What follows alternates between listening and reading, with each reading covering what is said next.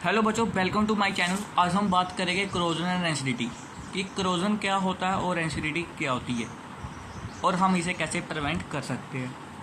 तो पहली बात आती है क्रोजन। क्रोजन क्या होता है? Corrosion is a process in which metal are eaten up gradually by the action of air, moisture or a chemical such as acid on the surface. कि corrosion क्या होता है? प्रोसेस होता है उसमें मेटल ईट हो जाते हैं। मेटल को ऐसे कोई खा लेता है, ऐसे मतलब कि ईटन हो जाते हैं। किसकी वजह से वो ईटन हो जाते हैं metal? Bye the action of air, moisture और केमिकल हो, कोई एसिड हो उसमें सरफेस में। मतलब कि तब आप आयरन को खुला छोड़ देते हो, मतलब कि आयरन को कोई फेंक देते हो, मतलब कि आयरन को रखते हो तो वो बाहर की एयर होती है, मॉइस्चर होती है और ऑक्सीजन के साथ कंट्रैक्ट होकर, दोनों ऑक्सीजन के साथ, एयर मॉइस्चर ऑक्सीजन के साथ मिलकर वो आयरन पे फॉर्म हो जाती है। मतलब कि एयर है, बाहर सराउंडिंग में एयर है, मॉइस्चर है, वो ऑक्सीजन के साथ कंटैक्ट में आएगी और आयरन पड़ा होगा नीचे, आयरन पे ही वो फॉर्म हो जाएगी, आयरन पर ही बन जाएगी। वो क्या बन जाएगी आयरन पर? Iron oxide, rust. उसको हम रस्ट बोलते हैं। आप देख पा रहे हो नीचे फार्मूला लिखा है, जहाँ पर ये वाला नीचे फार्मूला भी लिखा है, ये भी आपको आना चाहिए। तब आयरन ऑक्सीजन के कांटेक्ट में आई और वाटर के कांटेक्ट में आई तो बना हाइड्रेटेड आयरन ऑक्साइड, उसको बोलते हैं हम रस्ट। तो रस्ट, और तब रस्ट लगती है आयरन को, तो वो कॉमन फॉर्म ऑफ क्रोजन ही हम उसको बोलते हैं। तब हम आयरन ऑब्जेक्ट को बाहर रखते हैं एयर में कुछ टाइम के लिए। आयरन ऑब्जेक्ट को कुछ टाइम के लिए हम बाहर रखते हैं, उसके ऊपर एक कवर चढ़ जाता है, रेड ब्राउन फ्लिकी सब्सटेंस होता है, उसको हम रस्ट बोलते हैं। आप देखते होगे कि कोई आप आयरन नहीं लेते, उस पर रस्ट लगी होती है, फ्लेकी लाइक सब्सटेंस लगा होता है उस पर रेड ब्राउन कलर का, उसको हम रस्ट बोलते हैं। क्या होता है कि तब क्रोजन हो जाता है, आयरन पे रस्ट लग जाती है तो आयरन मेटल ऑक्सीडाइज हो जाता है। किसकी वजह से? ऑक्सीजन ऑफ एयर की वजह से और वाटर प्रेजेंस होता है मॉइस्चर में, तो हम क्या बनाता है? वो हाइड्रेटेड आयरन बनाता है, उसको हम रस्ट बोलते हैं। तो एक बात और आती है कि हम क्रोजन को प्रिवेंट कैसे कर सकते हैं। क्रोजन को प्रिवेंट कैसे कर सकते हैं? मैंने जहाँ पर लिखा नहीं है तो मैं ऐसे पेन से यहाँ पर लिख देता हूँ, प्रिवेंट क्रोजन। यहाँ पर मैंने स्लाइड नहीं बनाई है। How to prevent corrosion, how to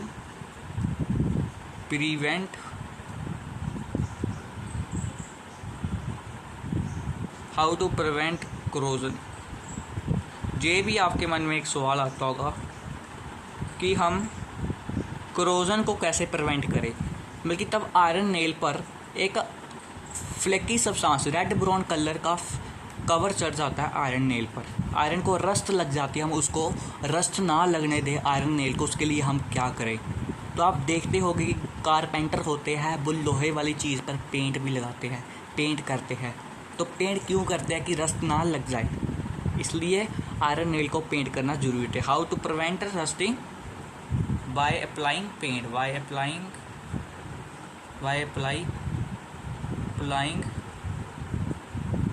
paint. जहाँ पे स्पेस कम है मैंने लिख दिया ऐसे, अप्लाइंग पेंट। तो मैं इसको रेस कर देता हूँ कि हाउ टू प्रिवेंट रस्टिंग को हम प्रिवेंट कर सकते हैं पेंट लगाकर। कि तब आप पेंट लगाने से क्या होगा? पेंट लगाने से क्या होगा कि वो बाहर की एयर होगी, मॉइस्चर होगी, वो ऑक्सीजन के कांटेक्ट में आएगी पर आयरन पे फॉर्म नहीं होगी वो चीज़, क्योंकि उसमें पेंट लगा होगा। इसलिए पेंट लगाना ज़रूरी होता है कोई भी आयरन की चीज़ों पर। और रस्टिंग ऑफ आयरन को हम रिडॉक्स रिएक्शन के अंदर आती है। वो क्रोजन का क्या करती है? तो आपको पता कि क्रोजन क्या करती है? तब आपके आयरन नेल पर आयरन नेल पर रस्ट लग जाती है तो आयरन बीक हो जाता है, बड़ा बीक हो जाता है। मतलब कि धीरे धीरे क्या होता है कि तब आयरन नेल पर क्रोजन लगी, बल्कि आयरन नेल पर क्या हुआ? रस्ट लगी।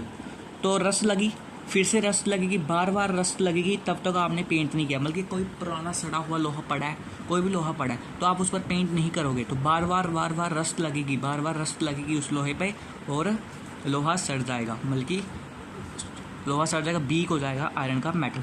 तो इसलिए आप देखते होगे आपके दरवाजे होते हैं, वो लोहे होते हैं उसके साथ लगे, उसको पेंट करते हो आप कि रस्ट ना लग जाए उस पर, क्योंकि बीक ना हो जाए वो। तो हम हाउ टू प्रिवेंट क्रोजन, ये हमारा क्वेश्चन था। हाउ टू प्रिवेंट क्रोजन, जो मैंने साइड पे लिखा है, हाउ टू प्रिवेंट क्रोजन को अच्छे से लिखता हूँ मैं, how to prevent corrosion by applying.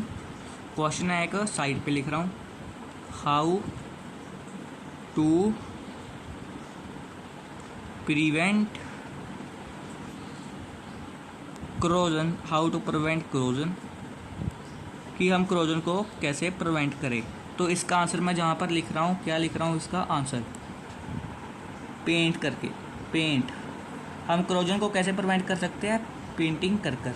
ये है मेरा answer, paint, by applying paint, paint. How to prevent corrosion, question पूछा है कि हम प्रिवेंट कैसे क्रोजन को करें, तो आप लिख सकते हो कि हम पेंट लगाकर क्रोजन को प्रिवेंट करें। उसको आप इंग्लिश में लिख लीजिए, वो prevent corrosion by applying a paint on the iron things. ठीक है बच्चों, तो आपको पता चल गया कि क्रोजन क्या होता है, उसको कैसे प्रिवेंट करते हैं। अगली बात आती है रेंसिडिटी।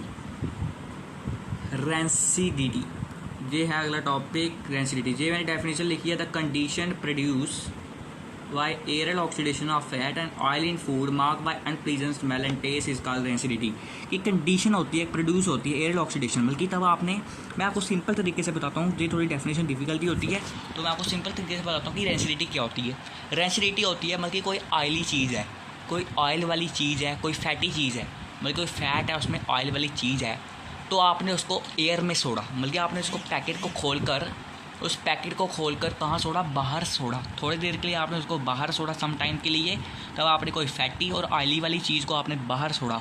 मतलब आप ले लो चिप्स के पैकेट, लेस ले लो, मतलब चिप्स के पैकेट होते हैं, तो आपने लेस को खोलकर बाहर छोड़ा। लेस किससे बनी है, लेस मतलब चिप्स किससे बनी होती है, चिप्स भी ऑयल से टड़की होती है, फैट। तो आपने उस चिप्स के पैकेट को खोलकर थोड़ी देर चिप्स को मतलब बाहर छोड़ा, तो चिप्स से क्या आने लगी कि थोड़ी देर बाद आप चिप्स को खाएंगे तो आपको स्मेल आने लगेगी, उससे उसका अनप्लीजेंट स्मेल आने लगेगी और टेस्ट बिगड़ जाएगा चिप्स का, तो उसको हम रेंसिडिटी बोलते हैं। तब चिप्स में स्मेल आने लगे, जब उसका टेस्ट बिगड़ जाए, ऑक्सीडेशन हो जाए फैट में, ऑक्सीडेशन हो जाए किसकी, फैट की, तो उसको हम ही क्या बोलते हैं, रेंसिडिटी बोलते हैं। तो एक सवाल और आता है कि हाउ टू प्रिवेंट, ये वाला, हाउ टू प्रिवेंट रेंसिडिटी, कि हम रेंसिडिटी ना होने दें, मतलब कि फूड को स्पॉइल ना होने दें, मतलब कि हमारे पास लेस है, चिप्स है, उसको स्पॉइल ना होने दें, उसका क्या रीज़न है, मतलब कि हम उसको कैसे बचा सकते हैं। हाउ टू प्रिवेंट रेंसिडिटी, कि रेंसिडिटी को हम कैसे प्रिवेंट कर सकते हैं। पहला स्टेप जहाँ पर आप स्क्रीन पे देख पा रहे हो, rancidity can be prevented by adding antioxidant to food containing fat and oil. कि रेंसिडिटी को हम प्रिवेंट कर सकते हैं कि उसमें ऐड करें एंटीऑक्सीडेंट को फूड के अंदर, उसमें वो फैट और ऑयल में। एंटीऑक्सीडेंट एक सब्सटेंस है, उसको वो क्या करता है कि ऑक्सीडेशन को प्रिवेंट करता है, ऑक्सीडेशन नहीं होने देता है, तो एंटीऑक्सीडेंट को हम रिड्यूसिंग एजेंट बोलते हैं। तब बता देता हूँ कि एंटीऑक्सीडेंट की थोड़ा सा और बारे में। एंटीऑक्सीडेंट को तो आप फूड में डालते हो तो फैट और ऑयल वो हमारे फूड में प्रेजेंट होता है ना, उसको ऑक्सीडाइज होने नहीं देता ईजिली, वो क्या होता है, वो रेंसिड में नहीं बदलता।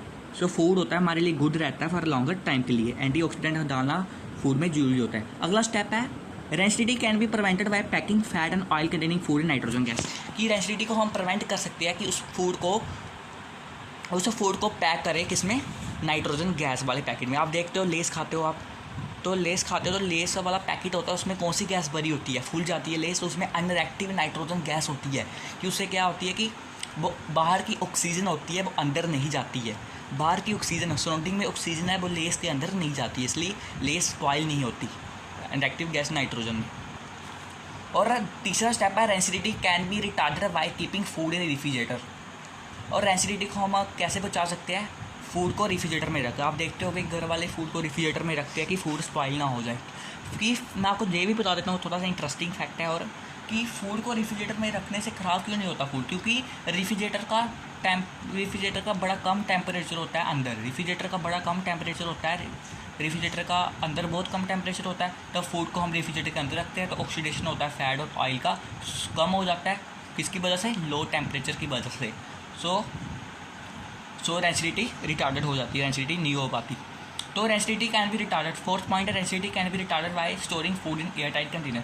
रेंसिडिटी को हम कैसे प्रिवेंट कर सकते हैं, फूड को हम एयर टाइट कंटेनर में रखें, मतलब कि ढक्कन, मतलब कि अच्छा टाइट कंटेनर हो कोई हमारे पास, उसमें रखें कि हवा ना चले जाए, बाहर की ऑक्सीजन अंदर ना चले जाए। और फिफ्थ पॉइंट है rancidity can be retarded by storing food away from light. कि रेंसिडिटी को हम कैसे प्रिवेंट कर सकते हैं कि फूड को हम लाइट से दूर रखें, मतलब कि आपने फूड को सनलाइट के पास रखा है तो उसमें लाइट पड़ रही है तो वो फूड स्पॉइल हो सकता है, इसलिए फूड को लाइट से दूर रखें। तब लाइट से दूर रखने के लिए, बल्कि तब हम फूड को लाइट से दूर रखेंगे तो क्या होगा, ऑक्सीडेशन होता है, फैट और ऑयल का फूड में प्रेजेंट है वो कम हो जाएगा और हमारा डेंसिटी रिटार्डेड हो जाएगा, वो हमारा फूड डेंसिटी से बच जाएगा लाइट से दूर रखेंगे। ये थे कुछ स्टेप बच्चों, मैंने आपको बहुत अच्छे से समझाया, मुझे आशा है कि आपको समझ में आया होगा। अगर आपको वीडियो अच्छी लगी तो वीडियो को ज़रूर लाइक सब्सक्राइब एंड शेयर करना ना भूलें।